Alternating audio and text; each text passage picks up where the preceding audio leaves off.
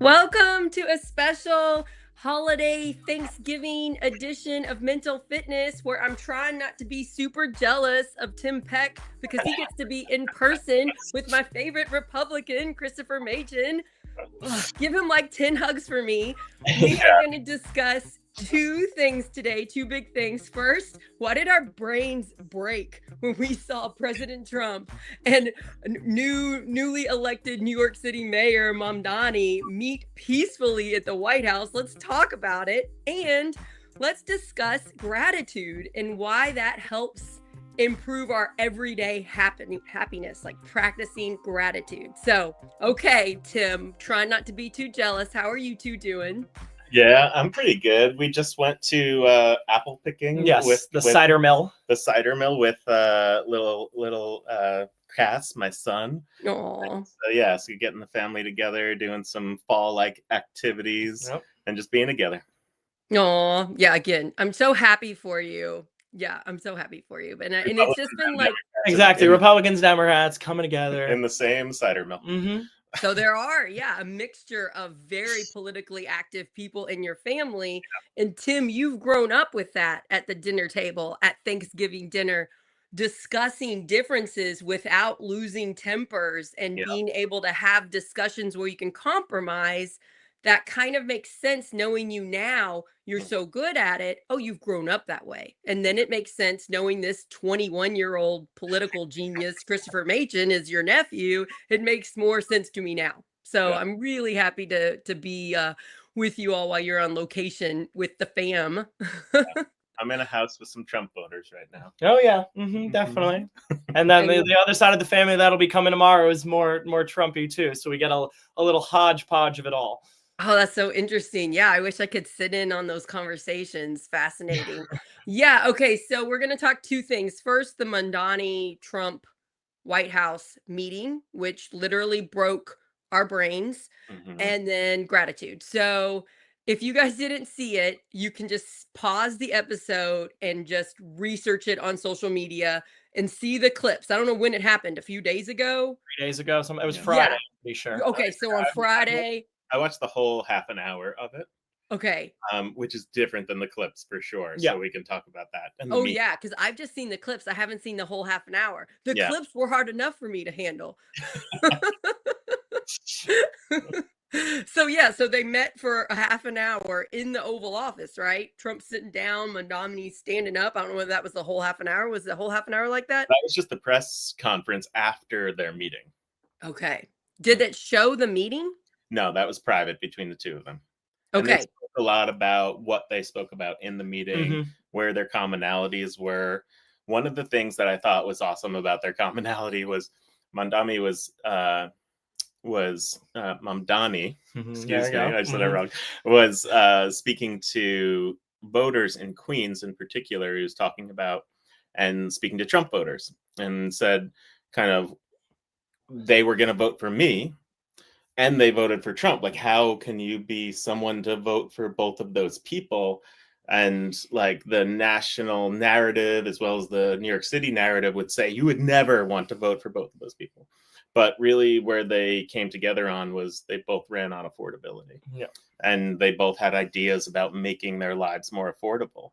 And they both were very outspoken about those ideas. And they were both very fresh with newer ideas that were more challenging the status quo in very different ways. And those voters liked both of those things. And so there are voters that voted for both of them.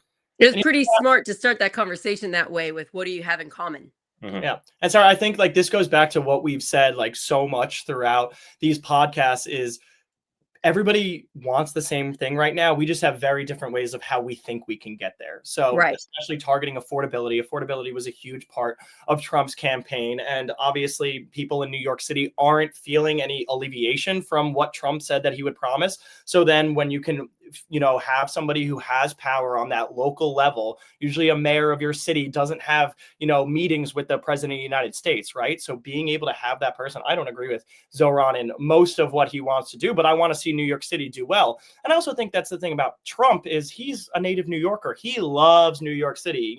He credits himself with building up New York City in the 1970s. So he wouldn't want to see his hometown, his place where he has his name in the sky, right, in New York City, to completely crumble. But we also see with the rhetoric, and I think this is just typical Trump rhetoric, is when he's on TV, when he's on Twitter or, Truth now, it's like crazy commie Mamdani, all of this stuff. And then they meet in person. It's like, wait, okay, they both realize they're normal human beings. That's right. A lot of Democrats say, like Bill Maher said, when he had dinner with Trump, he was like, I was shocked. Like, this is not the guy that I see on TV. That's what it was for me. Things, and that's what we kind of got a view into. I would like with to the Zhhran. He conceded things, yes, which was very good to see. And there's a lot of memes. If you've watched the clips and looked at the memes about, Trump reaching up to. Right. You could call me a fascist. You can call me a fascist. Yeah, it's fine if you call me a fascist. When you watch the whole thing, that was the second time that Mamdani tried to answer that question. The first time he dodged it, and he was not quite saying anything of. He went back to affordability and his messaging and obviously talking points. And then they asked him a second time, and he was about to dodge it again. And Trump's like, "It's all right. You think I'm a fascist? That's fine. Just do it." You're seeing it in real time when trolls on the internet meet in person. Like that was what that was. Well, exactly. And then that's when you realize you're like all these trolly, awful things that we've seen on whichever side we are. Right. And then it's actually two human beings that have things in common. And another thing that was jarring for me is I'm constantly bombarded by the liberal media about what an evil person Trump is and why I do not agree with his politics. And I do think he's hurting the country. I also realize he's a human being. But what was so hard for me to face was he seemed older and frail. And I had empathy for him, like I would have empathy for someone that is a senior citizen. So that was another part that was kind of, because we're always evil, strong, scary guy. And really he is what, 79? Yeah. 79, I think. Yeah, something like that. And so not only was he being really nice to Mamdani and saying, sure, call me a fascist, it's fine. But he just seemed older and it made me care about him as a human. And that was hard for my brain because, again, I'm bombarded with the It was hard evilness. For your brain, is I think the name of this episode, right? It was hard for my brain. And so after he said the fascist thing, they asked Trump, well, you've called him a communist. You've called him a socialist. And your favorite woman from Staten Island, what's her name? Elise Stefanik? Elise Stefanik. No, Nicole Malliotakis is from Staten Island. Elise is from upstate. Okay, so Elise Stefanik said, called him a jihadist. Oh, yes. A jihadist. And what do you think, Donald Trump? And he's like, yeah, he's a socialist. Yeah, he absolutely said it, but then he distanced himself from the communism, the jihadism piece. Yeah, which is pretty extreme word to use. And as you said, I'm used to Trump. I'm used to the clips of him. I'm used to liberal media. I do watch a lot of what he does for press conferences stuff, and he goes over the line a lot. He decided not to go over the line in that moment. And I think it was in that moment when watching this press conference is when it became, oh, wow, this might actually work. We might actually work together. Yeah. What if we just stopped? What if we had control over our media and our news and we just stopped the division? Like, bam, Marjorie Taylor Greene seems reasonable now. I'm ready to go with it. Now she's out of Congress. Yeah. And then she's leaving and I'm sad. It's like, oh, I just started to appreciate her viewpoint and then she's leaving. What if we just stopped the division and we took this new version? We let it all go. All the scary things Trump said, all the scary things the Democrats said, and we just started putting Americans first because clearly the majority of the country is unhappy with our government on both sides. Like, can we just imagine how good that would be for us if we could do that? Like, yeah. I also think that this is like, in my own thinking about the political strategy behind it all, because obviously I think this was intentional going into it. What both sides have really benefited off of is hating each other, right? Especially with Zhhran and the far left, right? It's just become anti-Donald Trump everything, right? So that's really been able and enabled people like Zhhran to rise up and just to rile up their base. When they see Donald Trump joking, laughing, conceding some things to Zhhran, saying that he would want to work together with him, that on both sides diffuses so much tension, because I am like, wait, do I not scream out and say, call Zhhran a communist anymore, right? And the other side be like, do I not call Donald Trump a fascist anymore? Like, wait, they want to work together. So maybe even though they're both on the extremes of each side, this is the first time that we're actually seeing some inching towards the middle, because they both know that they're not each going to get their way. So there's going to have to be some compromise in there. I would say when we say inching toward the middle, and we talk about this, like, what is the middle? There's middle in terms of policy, and that's what we used to call middle, right? And compromise doesn't mean middle. Right. Be a fascist and a communist, who they both kind of agreed to it, like that they are. Right? Like they owned it. In fact, they asked Mamdani, and he said, "Yeah, I'm a democratic socialist." Right? He said it right, and Trump said, "Yeah, people have called me worse than fascist," meaning like that's not even the worst that I am. No. So like, and there it is. But compromise doesn't preclude your policies, right? And so you can figure out a way to work together. And you talked about the Marjorie Taylor Greene thing. I read her letter for her resignation letter, and yeah, there were some things I absolutely disagreed in there in terms of her policy. But it was pretty reasonable what she was saying. That's wild. Yeah, exactly. And like that, you're saying, like, a month ago, I was like, Marjorie Taylor Greene is some crazy woman, right? Exactly. And then she goes on The View, and I'm like, okay, is she gearing up for a Senate? So that's interesting. So you, the Republican, you thought Marjorie Taylor Greene was just really out there. She was a crazy MAGA, nut job, whatever. And which she apologized for too. In her interview, she said, I've realized how much I have played into this rhetoric, right? And especially after the assassination of Charlie Kirk and the assassination attempts on Trump, she was like, wow, what I say is actually having an effect on the way people are acting. And it could hurt her. It could hurt her when she goes up and does political speeches in front of thousands of people. Being divisive can hurt us. Our words can hurt us. So I think that was a big wake-up call for her own life. She's a mom, right? Doesn't she have kids? So like this happening shows our words matter.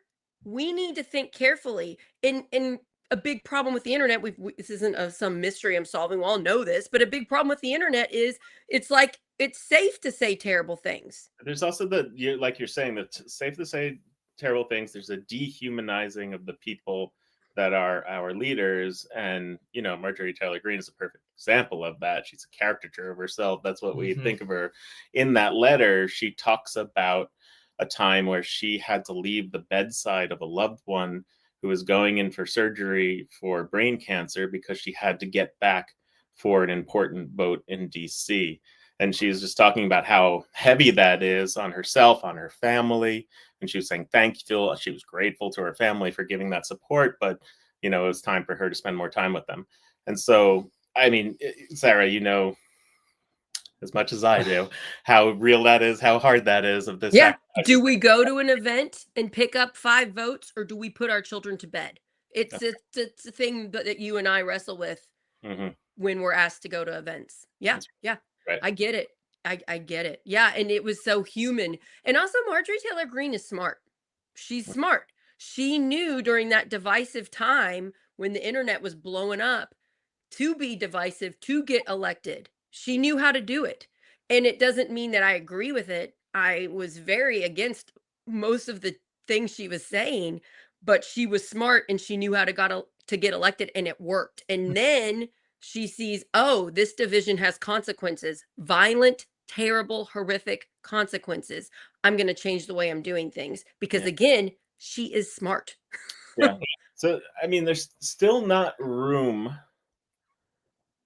for a lot of the people who are being civil across the lines, right? And so the room doesn't exist, so Marjorie Taylor Greene goes away, right? Yeah, which is sad. I was just getting to like her. Jared Golden isn't running for Jared re-election. Golden's not running, who's the someone who is he's my district in Maine, and he's a Democrat. Is that the person that wrote a really good op-ed explaining on the mental health of how it's hurting him to be a congressperson? And other congresspeople agreed with it. Yes, it's really hard to be in this. Yeah. He was getting a lot of death threats, a lot of the threats against his family. And so he dropped out. Bacon from Nebraska, who's a Republican who works across the line, but a staunch conservative who works across the line. He's dropped out. Tom Tillis, who's North Carolina senator who voted against the big beautiful bill, and he's a Republican. He's dropped out. And there's this idea of primarying them, right? And we realized a couple days ago, speaking to people, like, oh, Trump's not going to primary them, because I think some people thought that means Trump is actually going to run against them. No, it means he'll find somebody and put money and back them, etc., back them. So it's interesting that when I was talking to a voter to really explain that, because we use the shorthand, and we always have to think like, okay, our political shorthand doesn't always mean what we think it does. Anyway, so that's what's happening here in Indiana as well with our gerrymandering problem. That's what I was just going to say. But even though we're seeing Trump as human, we're having empathy for him, he legit is messing with you, Tim Peck, you right now, because I thought we had gotten enough Republicans in Indiana to stop gerrymandering, to stop this special session. I even said it on the show yesterday with my Do Something Southern Indiana person, Chad Snow, and I was bragging about it. What happened yesterday? So yesterday they recalled the special session. So they're going to do the special session. I didn't hear that. December 8th, we're supposed to have a special session where they might vote to redistrict the 9 congressional districts, to make it so they can get 9 Republicans instead of 7. And so that affects you, Tim. It's the final kind of straw, the final play in the card deck that Trump has to say, even if you don't pass this, I want you to vote on it. So we put the record on as Republicans voting against it so that he can primary those people. And our governor, Mike Braun, is doing whatever Trump says. He's not like sticking up, even though it's very obvious Hoosiers don't want this.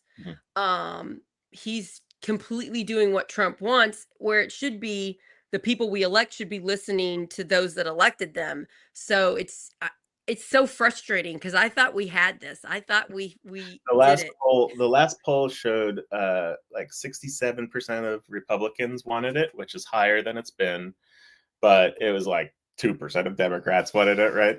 And independents, it was in the 20s. Okay, so that makes sense. So the majority of Hoosiers don't want it. For sure. And those 67% of Republicans, most of them lived in the very red areas of the state. So, that's a dynamic of what are you going to do? You're going to represent these pockets of individuals, or are you going to represent the whole state? And I also think as we talk about gerrymandering too, it just becomes so much more common, and we don't realize the actual rules that go into place for it. Like, it's supposed to be, there's a census done every single 10 years. And after that census, then you redistrict if needed. But, in a state like New York that I'm in, they redistricted, and then it got struck like midway in 2022, and it got struck down by the New York Supreme Court. Texas, they redrew to their districts, and the Texas Supreme Court just struck it down. But like California, they just passed a ballot initiative expanding Democratic. Well, they did that because of what the Republicans are trying to do. Is this what because this is what politics have become, is I do this, so therefore I'm going to just do the same thing to help my party, rather than say, no, this is wrong in general. As a state, I'm going to stand by the Constitution and not redistrict for another 10 years. And we could fix it. We could fix it if we would pass a national law on this, right? Congress, couldn't we fix this? It's a little tricky with election laws, because elections are controlled by the states. However, there have been many national laws that have dictated what individual states have done, such as the Deep South, where they were having a lot of racial gerrymandering, and the federal government came up over the top. And so that does happen. One thing I would say, Maryland's holding out as well. The Democratic head of I believe their Senate, maybe their House of Reps, is holding out. There's 8 of 9 currently in Maryland that are Democratic, and it could very easily be 9 of 9, and they're making it so that they're making sure that they don't gerrymander. I believe it's Kansas as well is holding out currently. So there are states that are doing this beyond Indiana. Indiana's in the news quite a bit because it's so red in terms of, and like the Republican state senators that are publicly saying they're going to vote no have had violent like acts. Like people are calling like bomb threats and stuff, and getting like the SWAT team to come to their house. And even it happened to Governor Braun too. I believe it happened at least 3, maybe more times, to 3 different people. So it's terrible. This is awful. These are human beings. Like, I just cannot believe this is happening to Indiana. Whenever Trump won last November, I did not see this coming. Did you, Tim? This part? No. I mean, this Indiana redistricting, Trump focusing on Indiana, pumping at least 2 big social media posts about Indiana, bullying our elected officials to redistrict. I didn't see that coming. Yeah, I didn't see Indiana being on the front page of the New York Times, right? So yeah, being mentioned on Pod Save America. I didn't see it. I also think like it's, in terms of the political strategy behind it, you go to the areas that you know are safe for you. So it's like you go. It's India. They don't. But they assume. But exactly, it's the assumption that Indiana, and that's what I assume. Like I'm not from Indiana. Like I assume Indiana's solid red. Same thing with Texas, right? But you have we're not their pockets like 40% of the population, which is over 40%. So I think that's the assumption for many politicians too, like Trump, who say, okay, we can go into Indiana. Indiana has a supermajority legislature, a Republican governor. It's a solid red state. We can easily go in and redistrict there, right? Instead of going to a state like Georgia, right? Like Trump couldn't force the hand of Georgia to be able to redistrict like he is Indiana, because everybody has to fall in line in Indiana. Right. And they're not. And they're not because of local reasons. So if you redistricted Mervan, who's a congressperson for a Democrat who's in the Chicago suburb area, and you tried to redistrict to get him out, which is really the goal here. Okay. You would make it so that people are really mad. And we just had a federal poll showing that Democrats are plus 14 onto Republicans in the moment. That makes sense. Generic ballot. Mm-hmm. Of would you vote for a Democrat or a Republican in Congress? So nationwide, it's plus 14, which makes my district in play if it becomes 14. Mm-hmm. Right.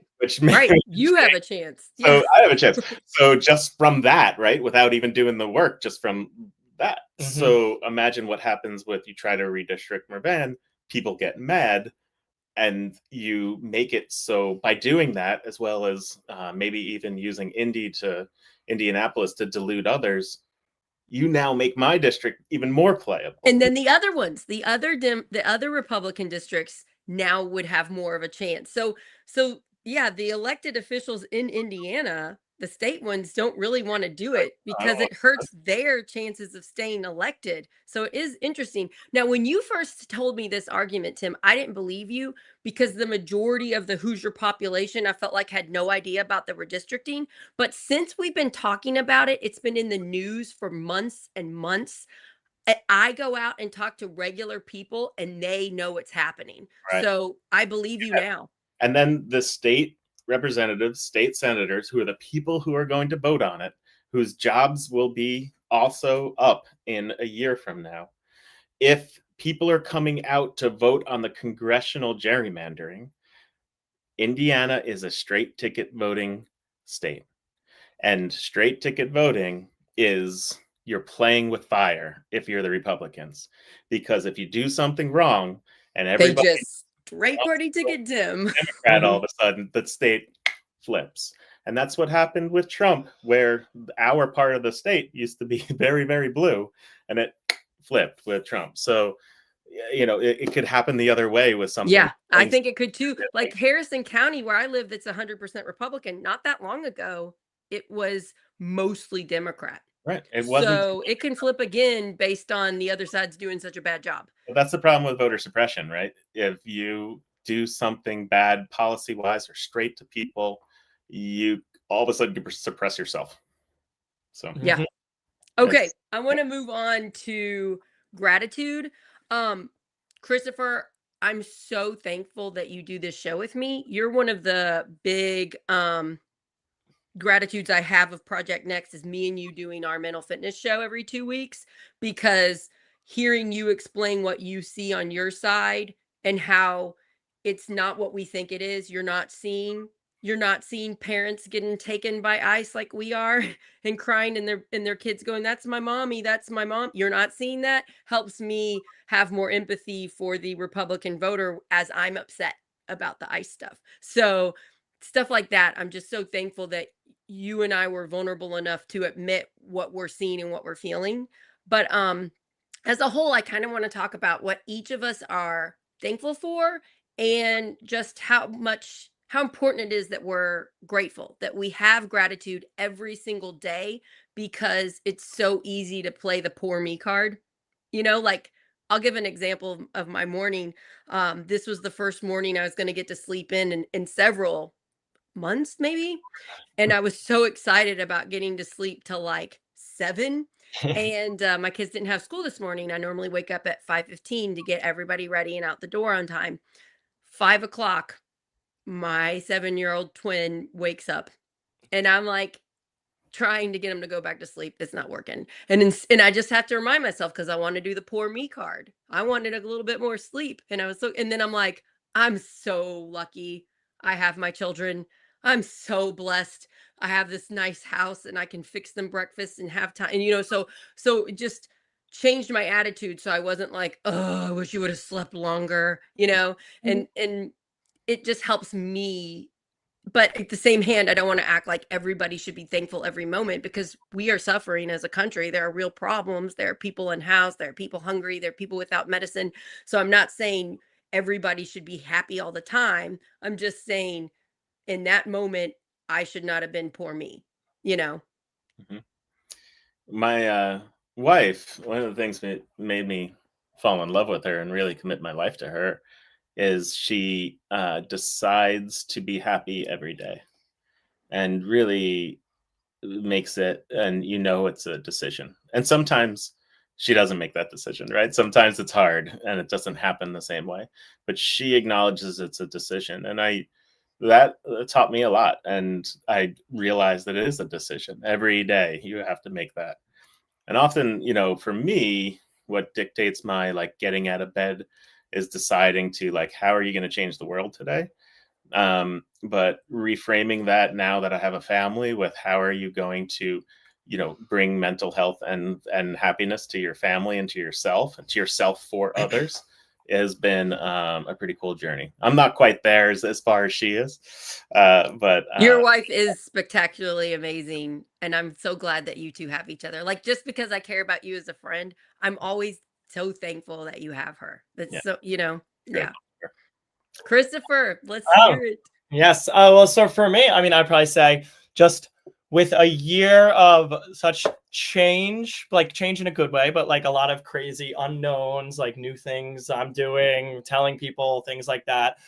Just the support that I've had, whether it's just from my friends, my family, you, Sarah, right? It's just the fact that I feel so supported and I feel so loved, and in everything that I want to do, doing these podcasts, talking crazy about politics to my friends, right? It's just I feel that support. And even though I annoy the hell out of them sometimes about it. Well, because you're with a lot of liberals, right? No, for my school, I live with lacrosse guys, so most of them are Republicans. That's interesting. But I have some of them, but mostly none of them are crazy Republicans.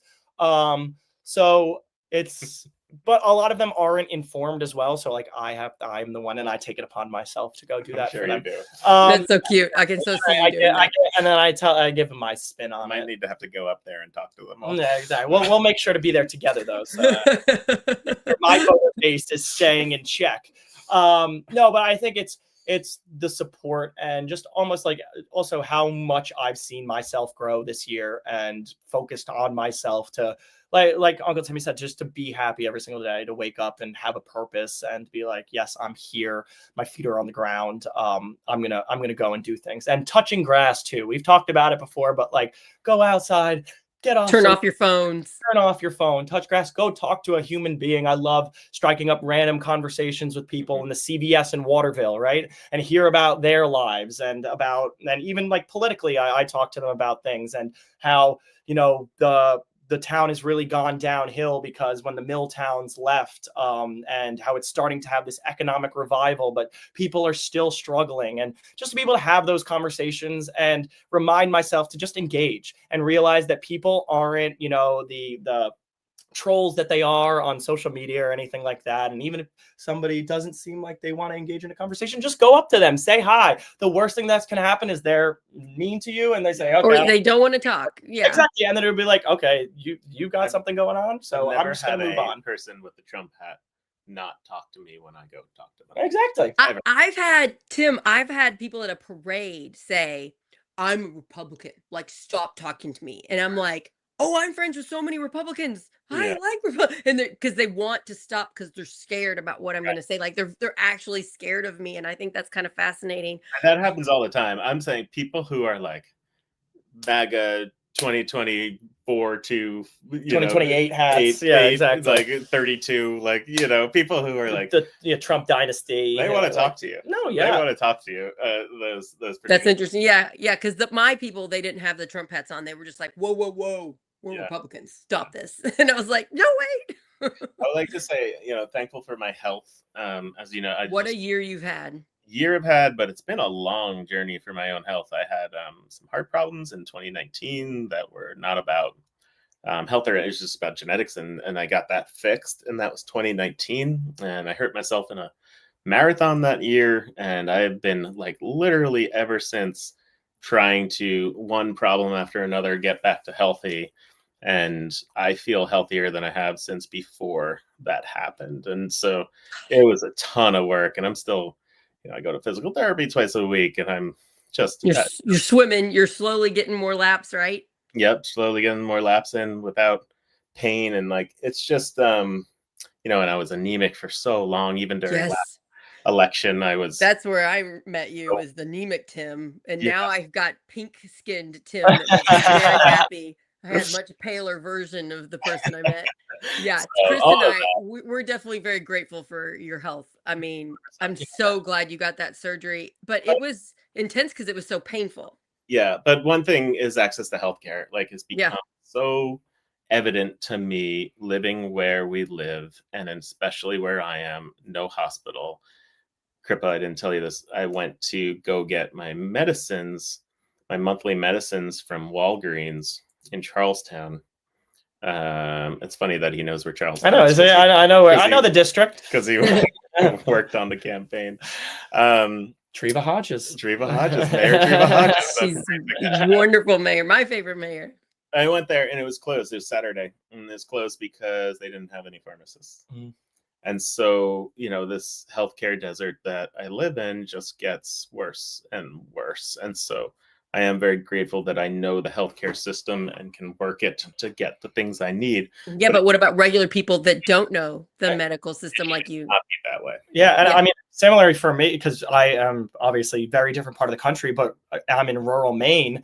And last year when I needed to get hip surgery and had to get an MRI there, like the hospital in Maine doesn't have an MRI. It's a traveling MRI machine that goes from to Waterville because they don't have the capacity for it. And then I couldn't get on that one. And then I had to go all the way up to Bangor, an hour away, because that was the closest MRI machine. So and you see it. And I come from New York, right? I've good healthcare through my mom being a teacher in New York, and going to New York doctors compared to going to doctors in Maine, it's just vastly different. And you can see the level of care isn't there. Just the staffing in general, they're so overrun that wait times are even longer because they just don't have the capacity to do anything. And even more of their money gets stripped away from them. Can I use this as just a moment to talk about the fact that I live in a right-to-work state and your mother works in a non-right-to-work state and therefore has a strong union and gets health care that is pretty amazing, that allows you to get health care even in Maine.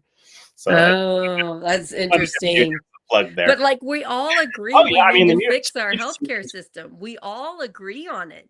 Yeah. It's just that we can't get people in the room. If only people were as good as Trump and Mamdani, who we thought were arch enemies and would never be in the same room together. If only we would do that, maybe we could like put people's needs first and fix some of these problems instead of what we're doing right now, which is making it worse. Yeah. Oh. Yeah. Another thing I'm so thankful for, you talked about having a purpose, Christopher, and that really hit hard for me. Tim and I just celebrated a year anniversary of Project Next, which was a big gamble for us to start, and what a year it's been. And honestly, I am extremely proud of us. It's been a lot of learning and evolving and figuring it out, but like me having a purpose, making shows and putting people on that are doing good things and highlighting that, or putting on an issue that needs to be called out and call out the people that could be doing better, helps my mental health because I'm doing something. And I've also seen our shows actually help, actually highlight an issue more, cause more people to be aware of it, more pressure gets put on it, and sometimes things get slightly better. And so that has happened many times. Yeah. It's it's not like we do one show and bam, things are better. It's like we do a show about a cause and then that person goes on to another show and does it, and they go to like 10 more shows and eventually more people know about it. It's like we're part of something that's helping, and that helps my mental health a lot. I think one of the things that I'm grateful for, and it's because of this show, is that I have had to remind myself sometimes, like, to practice what I preach, right? And even on here, I said this last time we were together, but like, I posted something on my story after Zhhran won. It was Elise Stefanik, and in it she said, "Call me Mamdani," and Kate McNulty swiped up on my story, his cousin, and she was like, Democrat. A Democrat, very much so. And she was like, "Isn't this going against what you've been talking about on the reels?" She's like, "Call me Mamdani," and I'm like, wait, you're right. Like I did it because I was mad, right? I was pissed off, and I wanted to piss other people off. I wanted all the liberals. You're mad that he won. I love to see how many people unfollowed me after I posted. Right, because you were angry. What? Because I was angry. Know she did that. She texted me about something. What's wrong with your nephew? And I was like, what are you talking about? Exactly. But then we had an entire 2-day conversation through Instagram DMs talking about what I think about Zhhran, what she thinks going on. We didn't agree on much, but we came to the conclusion, wait, we both really care about education. This is the model that we would like for education, right? And we realized we do care about the same things. I just don't think Zhhran's going to do it, and nor does she think Trump is. But just that, simply calling that out, I literally took a step back and was like, okay, wait, right now I could be super defensive and say, he is a communist, all this stuff, right? Or I could be like, you're right. Right? And just that was like, what a humble moment. I'm really proud of you for saying that on the show. And I wish I would have thought of it last time, but since you told me this, now I'm like, Christopher, we have to let the man be mayor and see how he does before we judge him. I have to give him a chance. You're scared of the label, which I've heard you say on our show before. We shouldn't label people, even though he is labeling himself this. Let's see what that interpretation of it is for New York City. Can he do some good? Let's judge his actions instead of being fearful of the label beforehand. Yeah. So it'll be interesting. We can talk about it more often. I'm just going through a mind blown of why Kate said that to me. I was like, what is she? Why is out of nowhere? She's so cute. Uncle Timmy and nephew Christopher is adorable. Yeah. When I got that, I was like, Kate, I rarely talk to her. What is this about? And then I see the common Mamdani thing. I'm like, oh God, here we go. And Tim, you know what was really wonderful that happened recently was your interview with your dad that you did for Veterans Day. That's one of my favorite episodes of Project Next. Didn't you love that? I learned a lot about my grandpa that I didn't even know too. And to see And to see Tim learn about his dad. I don't think Tim remembered his dad was 80. Yeah, Like, like, exactly. When I hear that too, I'm like, there's no way. He's looked the same for the past 20 years. And so, and that was a very hard day for me, family wise. It had tragedy in the family, and so did that with him, and he all day saying, "Are you sure you want to do this?" And I'm like, "I actually need to do this." and because of your hard day emotionally, your interview with your father was better because you were more emotional and open and honest. Mhm. And so I was like hurting for my friend going through sad things and like really moved by the interview and knowing you were better because of your heartbreak. So No, yeah. it makes sense, but it's also like it didn't feel like as much like a podcast, right? It felt like we were at Thanksgiving tomorrow and Pop was telling us about his career, right? And his time in Vietnam and as a veteran. So like I think that was what made it so good, because it was like, oh, you're having a conversation with your dad, right? Like, Christopher, you know what one of my favorite parts of that show was when Al was commenting on little Timmy running down the the mess tables or hall, whatever, through yeah. the tables, yeah, of the veterans shelter that he helped start in New York City. And he just like he had this twinkle in his eye because he was remembering his son as a little kid doing that. And that was my favorite moment. I was like, oh, my heart. It was so sweet. So thank you, Tim, for doing that episode. I'm really grateful for you, Tim. Thank you for being my friend. We said when we were friends, but not as close as we are now, when we were making this a year ago, we said, well, we put our mental health first. I said, you and I were co-founders of Project Next. Our mental health comes first. Our families come first. You have a 3-year-old and a wife. I have 3 children and a husband. So I feel like we've done a good job of that. And I'm really thankful that if I had to pick one co-founder, that it was you to do this with. So I just want to say thank you.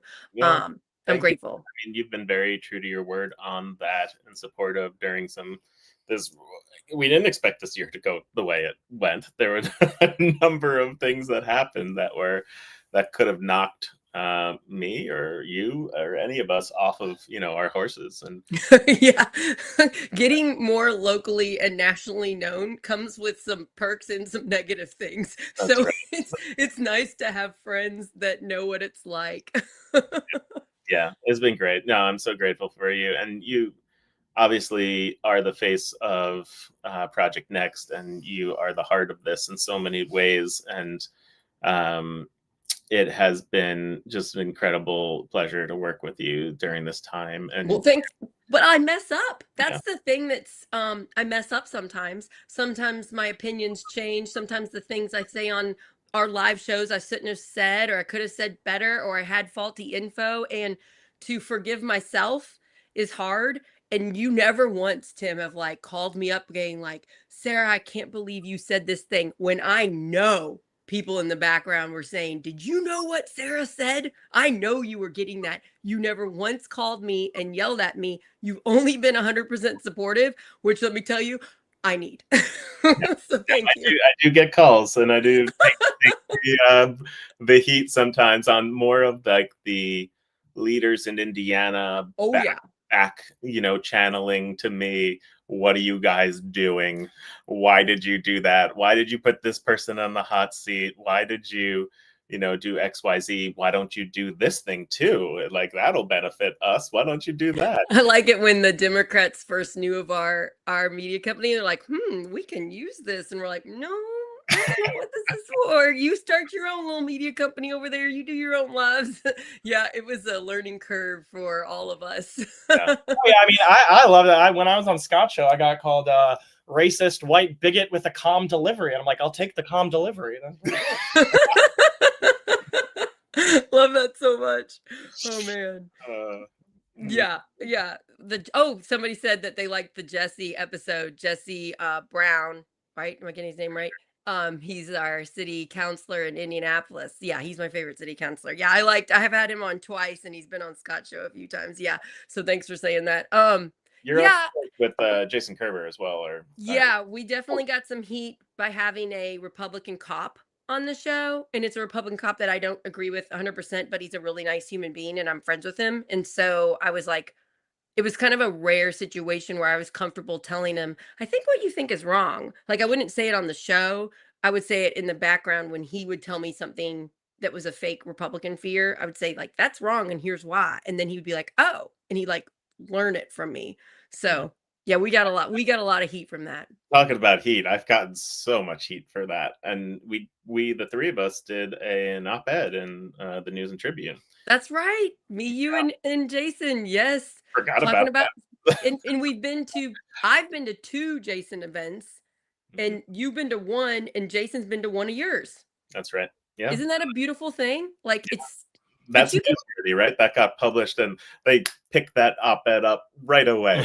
We did not have to do any work to convince them. No. That was very fast. Yeah. So, Christopher, what are your plans for this next year? We're going to keep doing the mental fitness shows, hopefully you're game to keep doing that. Yeah, of course. And like, I'm really proud of you for saying the comment about Mamdani, and then you realized you were wrong and you took a step back. That's pretty amazing of you. And I wish all of us, all humans did that more. What are your thinking for doing this show? You know, Project Next leans a little bit more to the left. Yeah. What are your plans? What are you thinking?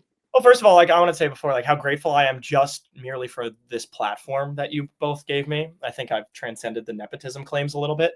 But now, that's so cute. No, truly, as somebody who wants to go into politics, who's 21 in college, doesn't really have a name for himself out there at all, can't, call up Fox News and say, I want to talk to you guys right now. You guys have given me the platform to be able to actually take everything I've written in my notes app about what I want to do with politics and actually start preaching it and telling people and hearing feedback on it. And just to see how my core foundational beliefs haven't changed, but the way in which I see the world and interact with people now just completely has. And I think that is because of the setup of this show. I always say I'd rather talk to people I disagree with than I completely agree with. I don't want to go into the echo chamber even more. So coming here, being challenged on my ideas, but also it's not like the show, the Who's Left that I was on before, where it was just a constant bombardment of, the Republican. It's a conversation between 2 normal people who happen to have differing political opinions, but love each other, want to see each other do well, want to see each other have success. And as a result, show that to people rather than screaming and posting on social media and making the problem worse. And that's a recommendation I have for other people to do this, because I'll be like super stressed out about the news and the division. And then I'll be like, oh, I wonder if Christopher will talk about this on the show with me. And then I instantly feel better because I know we're going to have a conversation.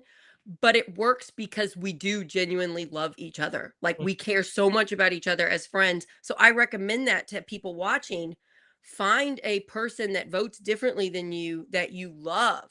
That helps, because that relationship is going to stay. I know if you say something that makes me mad, I don't care. I'm still going to love you.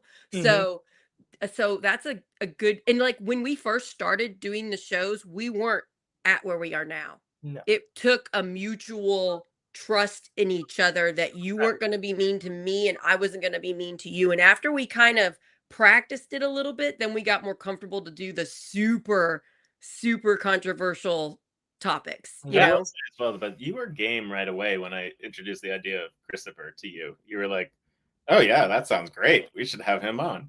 Right. So you have to take credit for that, because me working with you on the campaign, you're like, Sarah, go talk to that Republican over there. And I'm like, okay, when I wouldn't have done it if you wouldn't have suggested it to me. So you're complimenting me from something that I practiced from you. You didn't bring me to the Democratic state convention. I would have never sat next to Sarah and met her and talked. And wait, is that where you met? That's where we met. Yeah, we were at that dinner together. Yeah. And then you saw me give my first speech as a state house candidate, right? When we were all like starving, waiting for lunch. Yeah. And I was like really trying to be like, I got to give a good speech because I'm trying to impress Tim Peck, who's running for Congress. I want him to know I'm somebody that can help him.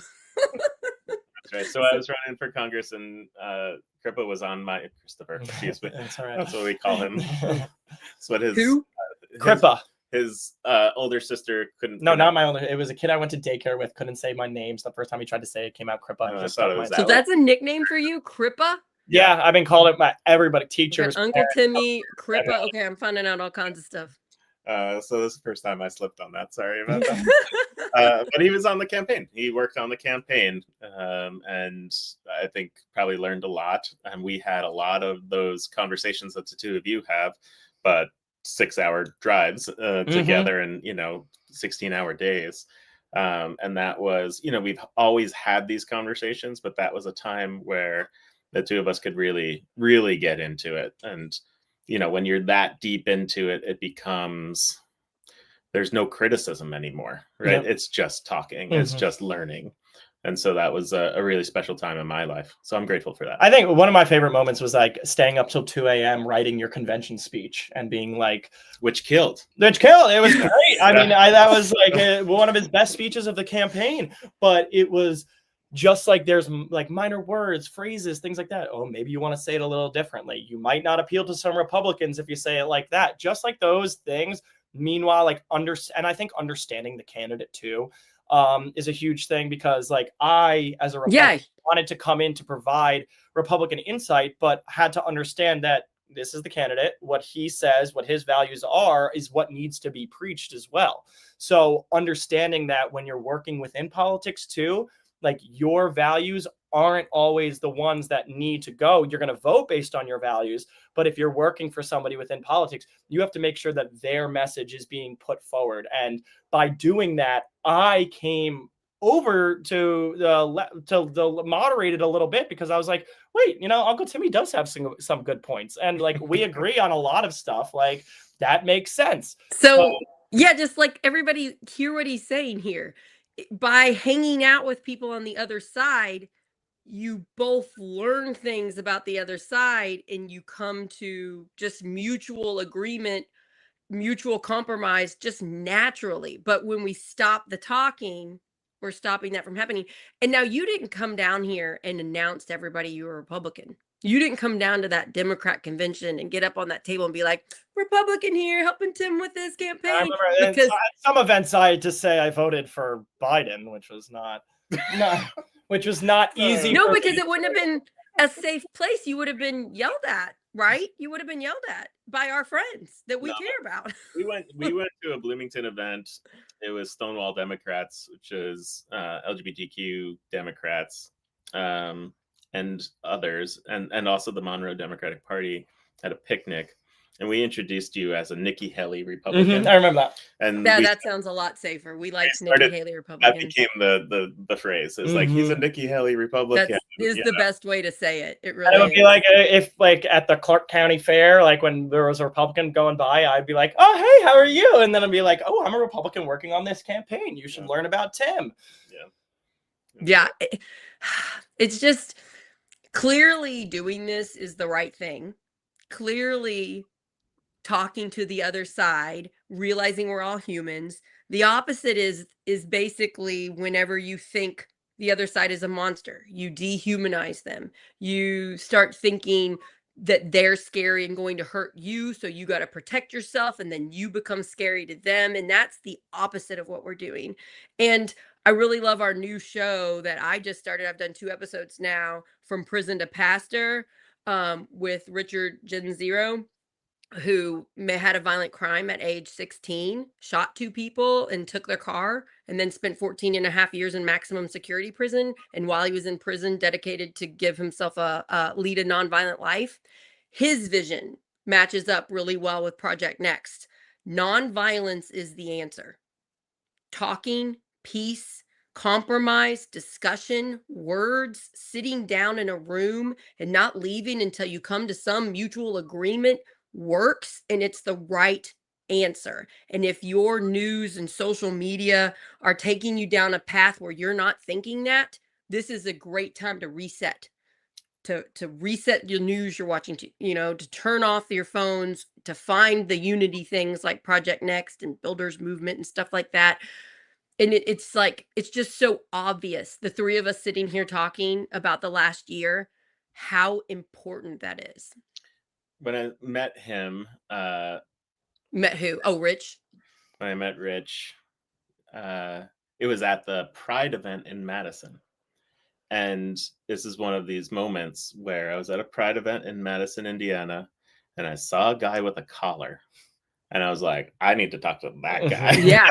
Talk to the pastor supporting the Pride community. I was like, I gotta talk to that guy. And then that led to a relationship. So good job having that interview. And then I called him and talked to him for like an hour and a half and convinced him to do a show with me. You did. You twisted. And he's there. It's amazing. And that show is great. And I think it's, let's talk about this. It's been interesting to explore religion and politics from the left. Yeah. Coming from the left.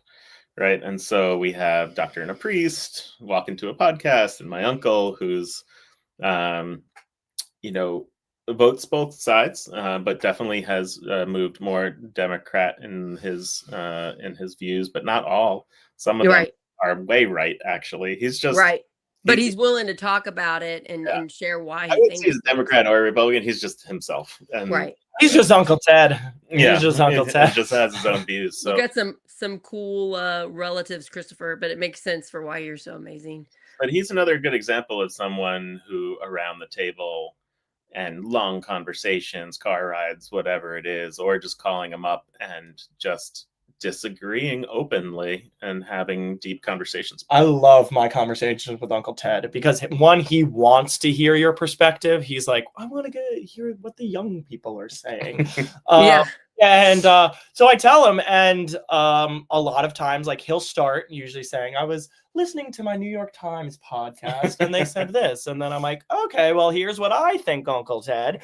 And it's just a back and forth. And he's like, I can see where you're coming from when you're talking about, immigration being legal, but like, these are human beings. I'm like, you're right about that, Uncle Ted. So just those, and I think his delivery is the best to it because you can never have a screaming match with him because he is same tone, so calm, cool, collected the entire time, no matter what happens. So it's like, if you raise your voice, you look like the crazy one that's screaming at a priest. So, but it forces you to have a cordial conversation with someone and realize like, oh my God, my views aren't that extreme. And a lot of people think the way I do.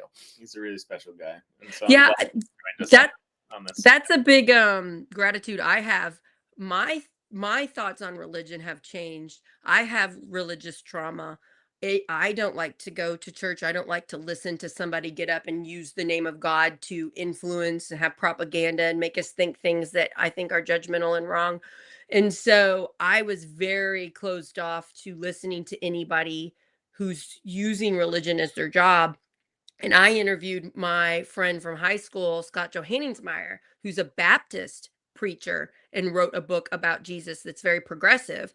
And he asked me to be on the show. And I only would have said yes because I knew he was a good person. I'm not just going to let somebody who's selling a book come on. You know what I mean? And then meeting Rich. So the two of them and then Uncle Ted. So the three of them helped me kind of let go of a lot of hurt that I have from religion, because there are a lot of good from religion, a lot of amazing things. And there are also a lot of hurt. And I don't like it when the religious side acts like the hurt isn't happening. It's like, we need to acknowledge it. So if the person is willing to acknowledge the hurt and say, like, we need to keep working on fixing it and making things better, I'm more willing to listen to what they say. But I let a lot of that go this year. A lot of the pain that I had, that I faced through, especially my teenage years. So that's kind of really beautiful. In the beginning, when you were setting up the shows for Uncle Ted and myself, like you just didn't want to listen to it, right? You at first, you're like, right, you're right, because that's when I still had it inside me, the hurt. I can't do it, and I understood that it was you don't have to listen to it, and slowly you kind of came around to it, but you also got to meet him and just That's what did it, is because he's a wonderful human being who loves people so much. It wasn't the label. I don't base people on labels. You know, I don't base because they say they're a pastor or a priest or a doctor. It has to be who they are as a person. I also love the viewership of that show because it's not as big as anything we do. It's probably the smallest of what we do, but it's the deepest. Like people who watch that show love, like they wouldn't miss. My strong Catholic family members like that show a lot. Right. So it's special to be going that deep into something. Because we need to talk about religion. We need to. It's huge. One more thing, and from my congressional campaign, from people who are around, you have to message this, that, the other thing. They often say that show is too boring. You shouldn't be doing it. And I'm like, for the people who watch it, it is. It's just the thing. You don't have to watch all Project Next shows. They're for different types of people. Yes, right. Christopher, what were you saying? I was literally going to say the same thing. It's just some people care about religion. So when you have such a broad base of topics that you're talking about, then you can bring in so many different demographics. And I don't think people realize that on a somewhat left-leaning show, they wouldn't expect any mention of religion. And if it was mentioned, it would be just completely lambasting it and saying that it's terrible, right? So just the mere, not only acknowledgement, but the inclusion of religion opens up people's minds. And it's the same thing of having a Republican on too, just by seeing, oh wait, this Project Next has a Republican on today. You know what? I might watch it now just to see what it's like. It expands the tent, which is what we need to do. That's what I've gotten heat as well for having the religious bent on there. I've had people say when you put the numbers, meaning the book and verse up, and that I get it. I get why people have those feelings. Yeah. And that idea of you're pushing religion into my living room in some way. And, you have the option to watch it or not. And that's for you. But if you actually watched it, you would see we're not really pushing religion on anybody. Also, we have quite a few shows going against the Christian nationalism type, government type Christianity. So in the same week, I have a pastor on and I have people on that are talking about LifeWise and how it's scary. And then Pastor Rich fights LifeWise. Here's a pastor fighting this. So it's let's just stop hiding and pretending it's not an issue.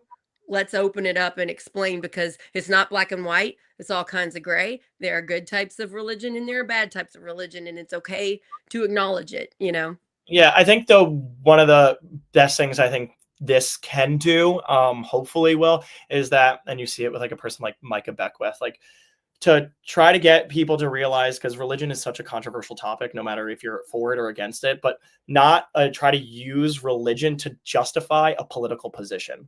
And that, I think, is you can be based in your values, based on your religion and your faith, but do not justify any action politically because of that religion. Because while you believe those things, you are representing people who may not have those religious beliefs. And in a country where we have separation of church and state, and there shouldn't be any religion involved within government, that is where that has to separate. So it's not you shouldn't talk about your religion, but justify your policy positions in logic rather than religion or faith. Yeah. We will talk more about religion this next year. I want to have more Republicans on. So, if you're a Republican listening and you would like to be on the show, you get more of an effort to be on, because we would like to speak with you. We're not going to be cruel with you or anything. I think there were Jason was told by 15 people not to come on the show with me. More than 15. He called me after we set the date. He's like, listen, a lot of people are calling me saying not to talk. Are you going to do? And he just listed their fears to me. And I just explained each one how they weren't going to happen. I said, listen, we've talked enough. You know me enough by now. And so it was a leap of faith for both of us to do a live show at my house, and we need to do that more, because we've got to show that most of us want to put the community first. Most of us want the same things, so it's just how we get there, right, Christopher? Sometimes we disagree on how we get those things. Yeah. And I look forward to talking to you after, like, I'm going to be like looking at the headlines for New York City mayor and being like, oh, this was a good thing. And you're going to be looking at the headlines and be like, oh, this is the bad thing. And we're going to like share them with each other and let's like get into it. Oh, Sounds definitely. fun. After January, we'll actually be able to see what he does. I'm excited about his all-woman team. If anybody saw that, his social media, he knows how to I don't mind that get it's a all liberal women. woman excited. Just saying. I don't mind that it's all women. I just mind that they're all from the de Blasio administration. See, I don't know enough about it. That's the former mayor who was the last Democratic Socialist we had, and New York City didn't do too well under him. Yeah, so I mean, right now, like his social media is full of we're getting ready. We got the best experts coming in. They're going to work on the things they know how to do, and so it looks like he's gearing up. So I'm excited. You're fearful, and let's talk about it on our mental fitness show every 2 weeks. I think I'm more weary than fearful. If I lived in New York City, maybe I'd be fearful. But and my stance on this on him is, we've nationalized this city race, and what's good for one place might not be good for another. And you have to represent the people that are in your district, your city, your state, whatever it might be. And your politics and your way of governing has to match what people need. Yeah. And so I would really like to stop comparing what we need in Indiana to what the city needs. That's very true. It is a very different place. There's a lot of people on the far left right now saying, look what happened in New York City. If we're not a candidate like that, we're wasting our time. Only support candidates like that. And we're like, calm down here. Indiana, rural Indiana is not New York City. Mm-hmm. So while the same hand, I like a lot of what he's saying, our needs and the way we get there are totally different. Where we are is different. Yeah. Right. Yeah. So where New York City is versus where we are in terms of our political structures, in terms of the infrastructure that we have in our areas, in terms of the services that we have, and how it's being funded one way or another, are completely different places. Our tax bracket system, everything. But Mamdani is not. He's not a purist. He is everybody is welcome to the table. He literally went to the White House and spoke to Donald Trump. So it angers me when the far to the left people are always like, you're not pure enough for us. You're not far enough to the left for us. When the person they're holding up saying is doing a great job is literally meeting with who we think is the ultimate enemy.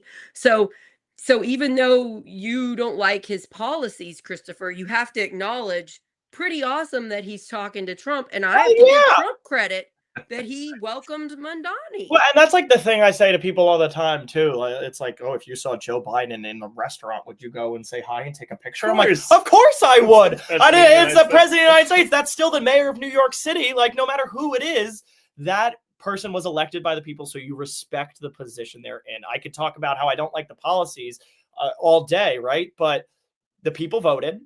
That's your president, or that's your mayor and everything.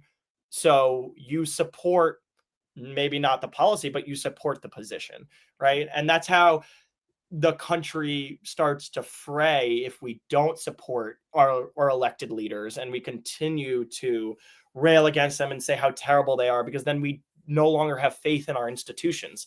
And when we're not electing people that we have faith in to those institutions, and we no longer have faith in them at all, then we'd start to not care. And then worse people get elected, and then worse things happen. Yeah. I just want to point out, because a lot of people are liberals that listen to this show and they don't understand why you don't like him. Isn't one of the reasons that you don't think he can deliver on the promises he made? Is that one of them? Yeah, well, I think like everything he said, it sounds great. It's very idealistic. But in terms of raising taxes on the rich, higher corporate taxes, everything that has to be done through the state legislature. And you just don't think it's actually going to get passed. The Democratic governor has said, even though she's leaned into Zhhran, has said she has no plans on raising taxes. So when you talk and like on a state level, this could be what he was running on for the governor, right? But you have to remember, even though New York City has such a big national profile there, Mayor, it's still a municipality that you're dealing with. You still have to deal with local regulations, and you have a state that gives you the majority of your funding. So the free buses, free childcare, increasing taxes on the rich to be able to pay for everything, the government-run grocery stores, that all sounds well and great when you have the money for it, but we don't have the money for it. And the way he wants to get the money for it, he can't do. So we'll just have to wait and see, I guess, because you're saying it's impossible. Wait and see. But that would mean that Kathy Hochul would have to go against her word where she said there will be no new taxes. And then you have to remember Kathy Hochul is in a governor race for 2026 against Elise Stefanik, and they're virtually tied in polling right now. So she can't lean in to the far left any more than she already has done, right? So if she raised taxes on people fulfilling what Zhhran wants, I think she loses the gubernatorial election. Where I like Mamdani, and I think he's different from other people, is that I think he will compromise. Yeah. I think he will compromise, and I think people will get some stuff better. So that's what I hope will happen. So do I. And the more the better he does, the more Hochul can go left. True, but it's also that's a good point. You also have to understand though that New York, the pockets it's New York City and Westchester is where it's blue. Everything else is red. Not everything, but yeah, pretty much. This is so cute because Christopher really cares about this. Well, it's so cute. Whatever. Yeah. But, so adorable. Lee's only got 45% of the vote last election. Look at this, so cute. We'll talk about it on Thanksgiving. Too bad we can't set up a live cam. But it is a good example. Like we're talking about New York politics right now on that. If we talk about Indiana politics, we also have to talk about the way the economy works and the way taxes work. And if you don't understand those things, it's really hard to say, to get into the conversation in a way that really can get deep into it and have a conversation with us, right? Like 100%. You need to understand tax structure of that area to make it happen. It's so mundane, right? But it is the reality of it. To have public grocery stores in southern Indiana, like there's just not enough money, right? There is enough money in New York City to do that if you wanted to shift it from one place to another. That makes sense, because think about the millionaires and billionaires living in New York City as opposed to exactly. New York benefits off being, the economic hub of the entire world. You don't have that in Indiana. It's a good point. Yeah, I didn't really think of it that way, but you're so right. Okay, so we'll go ahead and let you all get back to your family. Again, jealous Tim, give Chris a hug for me. Christopher, both of you, happy Thanksgiving. I'm really looking forward to this holiday. I just wanted to say I talked to Bo Bai this week on the phone, finally. Been trying to get him to call me for like a month, and he is going to come on Project Next in early January. So he is running for Secretary of State. There's a big contest between him and Blythe Potter, who we already have had on the show a few times on Project Next. So be looking forward to that. And then we have a store. Tim, you saw this. Christopher, do you know this? We have a store now. Oh, really? I didn't know that. Yeah, go to HeyElmer/Project Next, and you can get Project Next merch. And it helps us, and it helps a local business in Corden, Elmer Ramos, one of my good friends. So you can get shirts, hats, hoodies, stickers, magnets, and it's a bunch of colors. I went big. You can even get a dad hat or a trucker hat. Like I tried to go with like lots of options, lots of colors. You can get kids shirts. I'm going to get my kids some. They're going to be so cute wearing little Project Next shirts. And then on the back of it, it says, all about community is our like slogan. So nice. Project Next, all about community. So I'm thankful for Elmer. Oh, and we're going to do a show soon. Where I'm going to go to his store and show it to you and like show him making a print. So you'll get to see the local business that you help out. But if you want to help us spread our message, wear a shirt, wear a hat. And when people ask what it is, encourage them to subscribe. If you're making an online store of your own, he's a great person to work with. He's been great. I've worked with him now this third time to make something. So, yeah, look local if you're going to do that. Yeah, he was on our 5-hour live. That was cool. Yeah, right. Elmer's awesome. Yeah, Elmer's very cool. Yeah, so anything else? Okay, the show went long. Sorry guys. I thought it was going to be like a quick, but it was so nice having you two in person. Yeah. Oh my goodness. Have the best Thanksgiving. Thank you so much to our Project Next fans. We're so thankful for you. Thank you for watching. Thank you for supporting us. Thank you for helping with this message community. Thank you for those of you that are having tough conversations and talking to people who vote differently or talking to people who don't vote. That's what we need to do to save the country and unite and save our state. So and thank you to the people who disagree with us. Hell yeah. Listen. Put it on there. Yeah. Like, put it in the comments. We want to hear what you think so we know, you know, do we need to think about that? Are we wrong? Is there a way we can explain it better? Like, yeah, tell us if you agree or disagree. Yeah, that's a good point. Yeah. All right. Thank you, everybody. Happy Thanksgiving. Happy Thanksgiving. Happy Thanksgiving, everybody.